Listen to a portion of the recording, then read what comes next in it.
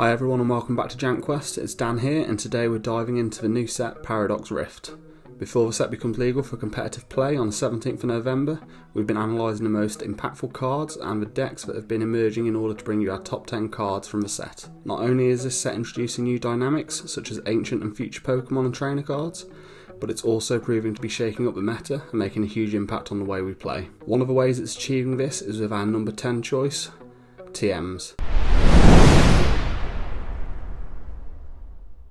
So Technical Machines are returning mechanic as a tool card. They allow you to attach them to your Pokemon during your turn as normal, but they are automatically discarded at the end of that turn, providing you with one turn to use the attack the TM provides. For Paradox Rift we have 4 new TMs coming in, the first one being Blindside, which for free colourless energy lets you hit for 100 damage to any of your opponent's Pokemon with damage counters already on it. No weakness or resistance to be applied, making this a nice sniping finishing attack for weak and retreated Pokemon. The last 3 all cost just a single colourless energy and are Devolution, which allows you to put the highest stage evolution Pokemon on each of your opponent's Pokemon into their hand, which can be devastating in the mid to late game, especially for stage 2 decks that rely on rare candy, such as Charizard and Champao, who may have already burned out all their resources and have no comeback from it. Evolution, which lets you choose 2 of your bench Pokemon, then search your deck for a card that evolves from that Pokemon and put it onto the Pokemon to evolve it. Don't forget that as this is an attack, it can be used turn 1 going second, allowing you to skip waiting a turn to evolve, which is particularly beneficial for stage 2 decks again, allowing them to obtain that stage 2 evolution in 2 turns instead of 3, without the need to use rare candy, which helps improve consistency. And lastly, Turbo Energize, which allows you to search your deck for 2 basic energies and attach them to your bench Pokemon in any way you like, making sure your attacker is set up ready for your next turn and can be quite useful early game before your opponent starts threatening. In at number 9 we have Xatu. In Xatu we have a great supporting card, which is all thanks to its ability Clairvoyant Sense, which allows you to once per turn, per Xatu, attach a basic psychic energy from your hand to one of your bench Pokemon, and if you do, draw 2 cards. This is in a sense Shadow Rider's Underworld Door ability as a 1 prize Pokemon, instead of a 3 prize liability, providing fantastic energy acceleration and draw power to psychic decks, which we are sure will see loads of play in the coming games.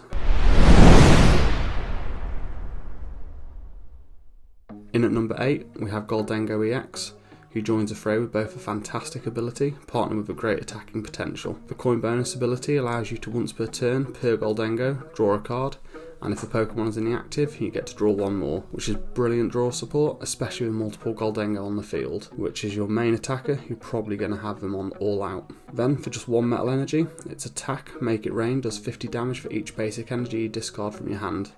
This damage can add up quite quickly, and at the cost of only 1 energy, allows you to threaten instantly from turn 2 once you're evolved up from your Gimmighoul. Professor Sada's Vitality comes in at number 7, and not only is it our first supporter, but it's also our first ancient card. The card lets you choose up to 2 of your ancient Pokemon and attach a basic energy from your discard pile to each of them. Then, if you attach any, draw 3 cards. This is crazily good energy acceleration and draw power, with 1 downfall: it only works for ancient Pokemon. However, the playability of this card has been proving phenomenal when used correctly, with a certain card we will be covering later in this list. It has also drawn comparisons to Melanie, and we all know how good Melanie was. Jirachi comes in at number 6, for one simple reason: its stellar availability, which prevents all damage counters from being placed on your bench Pokemon by effects of attacks of your opponent's basic Pokemon. It's important to note that it does only work against basics, however one example springs to mind, and that's Lost Box and Sableye. We now have an effective way to prevent Sableye's crippling sniping potential and its Lost Mine attack. Alongside Manaphy, we now have almost a complete bench sniping protection. In at number 5 we have Countercatcher, which is a reprinted card, however its application is simply too good not to include in this list. What is its application, you say? Well, it's Boss's Orders, but as an item card. Almost. Yes, Countercatcher will allow you to switch in one of your opponent's bench Pokemon to the active spot, allowing you to easily target down and KO what you might need to gain your advantage on the field. However, to use it you must be behind and have more prize cards remaining than your opponent. This gives the card additional comeback potential, allowing you to recover to still win the prize race if mapped correctly. Imagine sacrificing a 1 prizer to then be able to gust up a 2 prizer with an item card and take the KO and be ahead again.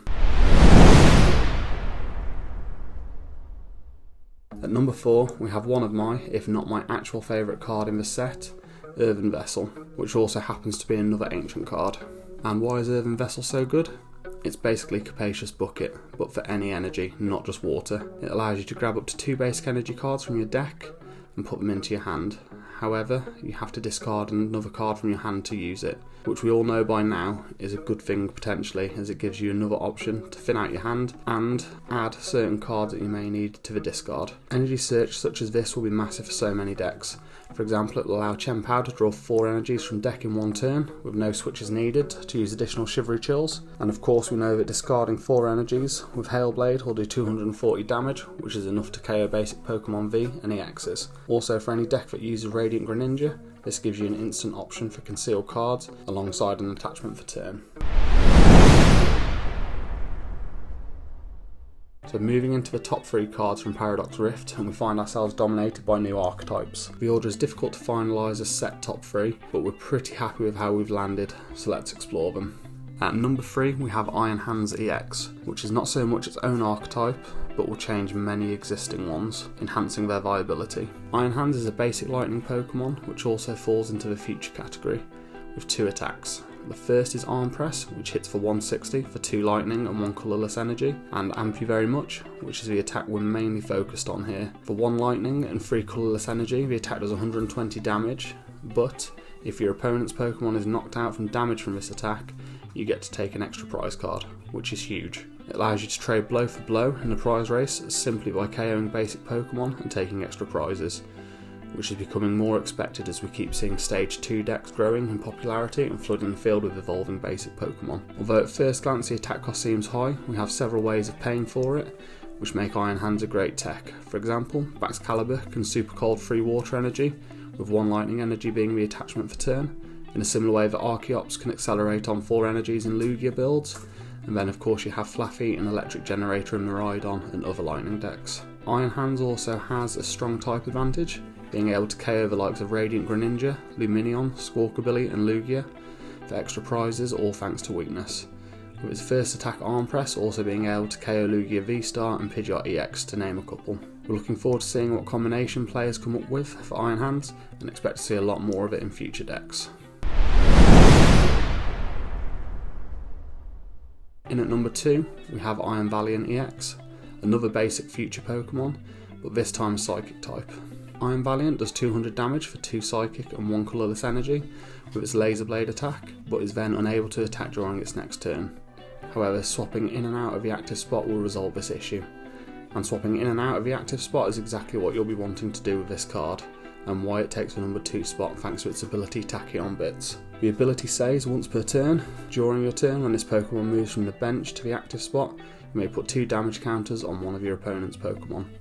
This is a fantastic ability, which can be used once per turn per Iron Valiant, meaning you can drop a total of 8 damage counters per turn, which given the correct setup means you can take a KO on an evolving basic Pokemon on turn 1 going first, which in some instances is enough to win you the game immediately. This ability also sets up KOs for itself on following turns. And while we're looking at Iron Valiant, I think it's only fair to mention the new tool card, Future Booster Energy Capsule, which when attached to a future Pokemon removes their retreat cost and allows their attacks to do an additional 20 damage to your opponent's active Pokemon, before weakness and resistance. Although the extra damage doesn't help with Tachyon Bits, having free retreat guarantees you 1 extra Tachyon Bits, providing you can set up another Iron Valiant on the bench ready to switch it in. Although Iron Valiant will be its own archetype, we also expect to see it utilised in other decks to help with damage spread potential and aid in weakening bigger threats for easier KOs. And last but not least, in at top spot we have Roaring Moon EX, an ancient basic dark type Pokemon. Roaring Moon threatens huge potential in the meta with both of its attacks, which both cost 2 darkness and 1 colourless energy. Frenzied Gouging is the attack which people are most getting excited about, which instantly KOs your opponent's active Pokémon, but does 200 damage to itself in the process. Although 230 HP means that it will survive, it's not likely to survive the next turn, meaning that it gives up 2 prizes itself, so care is needed when using Frenzied Gouging. However, now seems like a good time to mention another tool card, Ancient Boost Energy Capsule, which when attached recovers the ancient Pokémon and prevents the effects of all special conditions, but more importantly gains 60 HP, adding to its survivability. However, Calamity Storm does 100 damage plus an extra 120 if you discard a stadium in play, which brings the damage to a total of 220, which as we know is enough to take out Pokémon V and most basic Pokémon EX. Both of these attacks give you a potential to take a 2-2-2 prize map, providing you get the first KO, which is possible as early as turn 1 going second, where the combination of Dark Patch and the previously discussed Professor Sada's Vitality, plus an attachment for turn, will provide you with everything you need to get the ball rolling. Just don't forget to bench that second Roaring Moon to make the most of Sada's Vitality. It's the speed and damage threat that makes Roaring Moon such a great and efficient card once set up. We believe it's a deck that we'll be seeing a lot of moving forward. Thank you all for joining us today to explore Paradox Rift. We hope you enjoyed the video and agreed with our top picks. Why not let us know in the comments down below? And if you haven't already, don't forget to like and subscribe to keep up to date with all the latest content from the team here at JanQuest. Once again, thank you all for watching, and until next time, take care.